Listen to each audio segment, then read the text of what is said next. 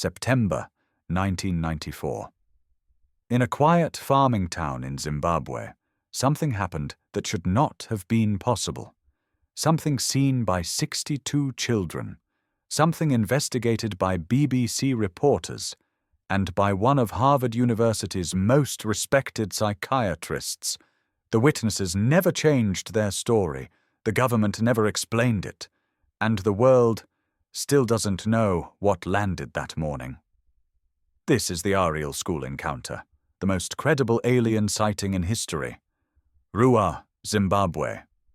A peaceful agricultural community 20 kilometers outside Harare. Dirt roads, low brick houses, fields, farms, and schoolyards. No internet, no smartphones. Children grew up climbing trees, chasing cows, playing soccer with homemade balls.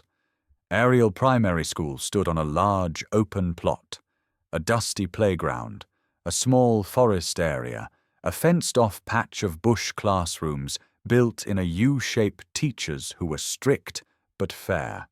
This was a place where nothing strange ever happened. A place where a child's biggest worry was homework or who got the best seat in class. No one in Ruwa expected anything unusual. But on September 16th, 1994, their quiet world would be shattered forever. It was a Friday. The weather was warm. The sky was clear. The teachers were inside the staff room for a meeting. The children were outside for mid-morning break, unsupervised. Around 10:15 a.m., something appeared in the sky. Children described it as a flash of silver, a strange glint, something reflecting sunlight, a thing moving weirdly. At first, everyone thought the same thing. A plane. Not unusual. Zimbabwe had small aircraft flying overhead. But this object did something unusual. It hovered, it wobbled, it descended slowly and silently. No sound, no dust, no wind disturbance. The children froze, watching something they had no words for. The object descended toward the edge of the playground near a bushy area the children were always warned not to enter. Some kids said it touched the ground, others said it hovered slightly above it. But all agreed the object was metallic and shiny, looked like a smooth oval or disc, reflected sunlight like a mirror, had no wings, no wheels, no exhaust, looked too perfect to be man-made. One boy said, "It looked like a silver stone floating." Then, something even stranger happened. A second smaller craft appeared next to the first, briefly, as if it was scanning the area, then vanished. This part was reported by older students and confirmed later in interviews. But the true shock came next. From the large craft, two beings stepped out. All 62 children described them consistently. About 3 to 4 feet tall, wearing tight, black, seamless suits, very thin bodies, very large heads, pale, almost grayish skin, long necks, large black almond-shaped eyes, eyes that didn't blink. The beings moved strangely, like floating, but walking, as if gravity didn't affect them the same way. Effortless steps. One child said, "They didn't walk like us, they glided." But the most terrifying detail came from the younger children. The beings were watching them. Not the sky, not the craft. The children. The beings did not speak. Not in English, not in Shona, not in any language known to Earth. And yet, every child understood them. As the figures stood near the silver craft, something strange began happening inside the minds of the children. Some described it as a pressure, a vibration, a feeling of being observed, a wave passing through their heads, a warmth behind the eyes. Others said it felt like time suddenly slowed down. For several seconds, the playground became completely silent. No laughter, no shouting. Even the wind seemed to disappear. One of the older girls, now an adult, recalls, "It felt like the world paused. Everything stopped except the communication." A younger boy said, "I didn't hear it with my ears, I heard it inside me." Witnesses said the beings sent feelings instead of speech. Kids described sensations such as deep sadness, worry, urgency, fear, warning compassion. Some children began tearing up without knowing why. One said, "I wasn't scared of them. I was scared of what they were showing me." Suddenly, children reported images flashing in their minds. Burning forests, oceans full of trash dead animals, smoke covering cities, machines overrunning nature skies, turning dark, people fighting the earth, becoming silent. These children had no access to climate documentaries, no internet, no environmental education, yet all of them described identical imagery. Emily Trim, 11 years old. "I saw trees falling. I saw the planet being damaged, and I felt them telling me to take care of the earth." Her voice trembled when she recalled it as an adult. Gaia, 10 years old. "I felt their thoughts come into my head.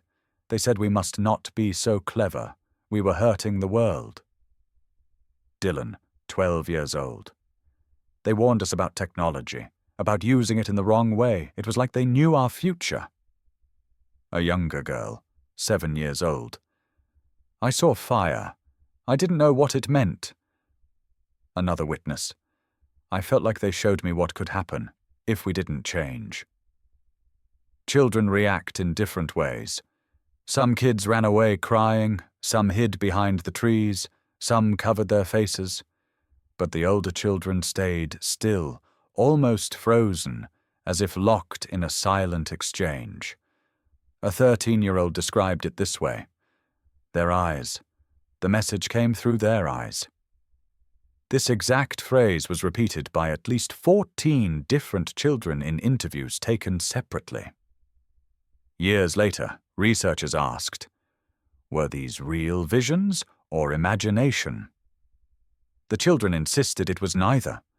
They described the experience as a movie inside the mind, information being given, a warning about our future, knowing something without learning it, a message I didn't forget even 20 years later.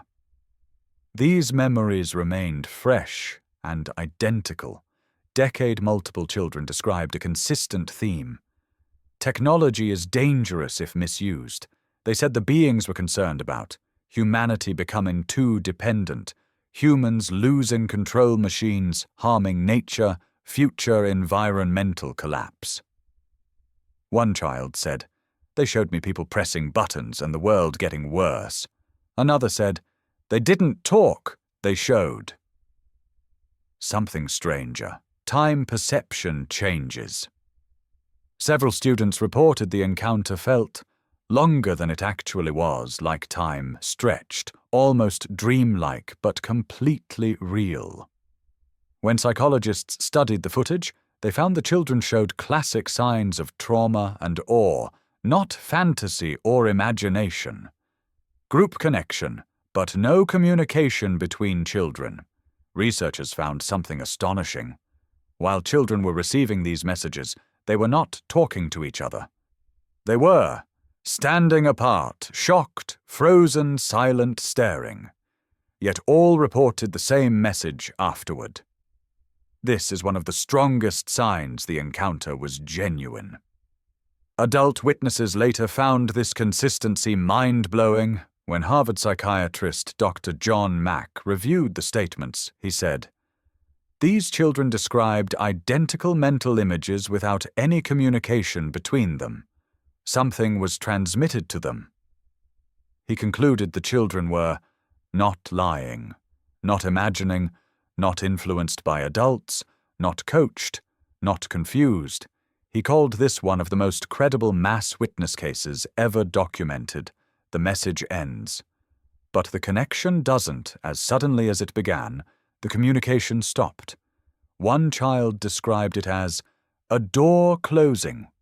Another said, "I felt the connection break." Yet decades later, the images still remain vivid inside their minds. Many witnesses said they think about that moment every week of their lives. Some children ran. Some screamed. Some froze in fear. Some hid behind bushes. A few younger girls cried, saying the beings looked like demons, not from any religion, but from pure fear of their appearance. One of the older boys stepped forward to see better. The being turned and looked at him. He later said, "The eyes, they went into me." That exact phrase was repeated by multiple children. Whatever these beings were, the children felt seen, completely, deeply, uncomfortably. The encounter lasted roughly 10 to 15 minutes. Then, without sound, the beings returned to the craft. The craft rose slowly, hovered, then disappeared in a flash, straight upward. No smoke, no sound, no heat. One boy described it perfectly. It went up like a spark, but with no flame. The children stared at the empty patch of land in disbelief. They had no idea what they had just witnessed, but they knew it wasn't from Earth. When the teachers exited the meeting, they found dozens of kids crying, some shaking, some shouting, many talking over each other, some refusing to speak at all. The teachers thought it was a group panic attack, maybe a snake scare, or a fight. But when they asked what happened, every child gave the same description, the same story, the same beings. The headmistress decided to interview them one by one, separately, in private. The result? Absolute consistency. Same craft, same beings, same eyes, same message. This terrified the staff. 2 days later, BBC journalist Tim Leach heard rumours and went to the school with a camera crew. The children were interviewed again. Individually, none changed their story. In the footage, their voices tremble, their drawings match, their descriptions align. Their fear is raw. They behave exactly like real eyewitnesses, Leach said later. These children were not lying. Whatever they saw was real to them. He also said something chilling. This story scared me more than anything I'd ever covered. Chapter 10. Harvard arrives, 26:30 to 29:00. This incident became so extraordinary that Harvard University sent Dr. John Mack, one of the world's leading psychiatrists. Mack interviewed the children with clinical precision. His conclusion shocked the academic world. No signs of mass hysteria, no signs of delusion, no signs of fantasy, no influence from adults, consistent details, genuine fear, genuine shock. He said, "These children experienced something extraordinary, something beyond our current understanding." Harvard tried to silence him. The CIA questioned him. But he never changed his conclusion. The children grew up, became adults, moved around the world. In documentaries filmed decades later, they all still describe the same event. Same beings, same eyes, same message. Not one changed their story. Not one recanted. Not one said it was a joke. Why did something choose to land at a rural African school? Why children? Why that message? Why that day? Maybe we will never know. But one thing is certain. They saw something. And whatever it wasn't from Earth.